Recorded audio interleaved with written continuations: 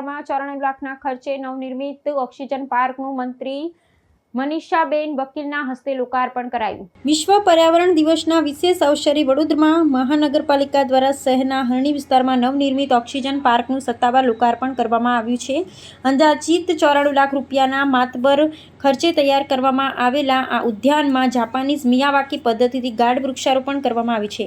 આ વિશિષ્ટ પદ્ધતિથી ઉછેરવામાં આવેલા વૃક્ષોને કારણે બગીચામાં પ્રાણવાયુનું ઓક્સિજન સ્તર નોંધપાત્ર રીતે ઊંચું રહેતું હોવાથી વહીવટીતંત્ર દ્વારા તેને ઓક્સિજન પાર્ક તરીકેની આગવી ઓળખ આપવામાં આવી છે। આ પ્રકૃતિથી પ્રોજેક્ટનું ઉદ્ઘાટન રાજ્યના મંત્રી મનીષાબેન વકીલ અને મુખ્ય દંડક બાળકૃષ્ણ શુક્લની પ્રેરક ઉપસ્થિતિમાં સંપન્ન થયું હતું।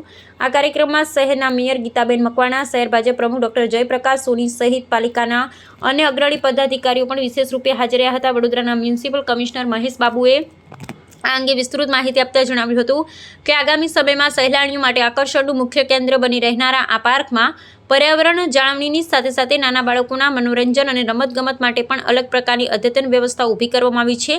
વડોદરા શહેરને વધુ હરિયાળું અને પ્રદૂષણ મુક્ત બનાવવાના પાલિકાના વ્યાપક અભિગમના ભાગરૂપે આ સરાહનીય પગલું લેવામાં આવ્યું છે, જે સ્થાનિક નાગરિકો માટે શુદ્ધ હવા અને શાંતિનું નવું સરનામું બની રહેશે।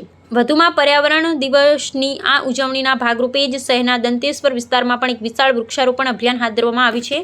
આયોજન અનુસાર દંતેશ્વર ખાતે આગામી સમયમાં 15,000થી વધુ નવા વૃક્ષોનું વાવેતર કરી શહેરના ગ્રીન કવરમાં સઘન વધારો કરવામાં આવશે। વડોદરા શહેરમાં પણ આ વખતે 20 લાખથી પણ વધારે વૃક્ષો આવવાનું જે ટાર્ગેટ સાથે કોર્પોરેશન તૈયાર થઈ રહી છે અને જે પ્રકારે કામ ચાલી રહ્યું છે, આજે દંતેશ્વર વિસ્તારમાં એક લિનિયર પાર્કનું એટલે વૃક્ષારોપણ થયું અને ત્યારબાદ હરણી ખાતે ઓક્સિજન વનનું પણ વૃક્ષારોપણ થવાનું છે। આ કાર્યક્રમમાં રાજ્યના માનનીય મંત્રી શ્રી મનીષાબેન વકીલ સાહેબ પણ હાજર હતા અને સાથે કોર્પોરેશનની મેયરશ્રી સાથેની તેઓની આખી ટીમ અને મ્યુનિસિપલ કમિશનરશ્રી પણ હાજર હતા। લગભગ 63 જેવી અલગ અલગ જાતિના આજે ઝાડ રોપવામાં આવે છે, જે શુદ્ધ દેશી છે। આપ સૌને હું અનુરોધ કરું છું કે આપણે આ વિશ્વ પર્યાવરણ દિવસ નિમિત્તે ના માત્ર એક દિવસે પ્લાન્ટેશન કરીએ, પણ એને પ્લાન્ટેશન કર્યા પછી એનું જતન કરવું પણ એટલું જ જરૂરી છે।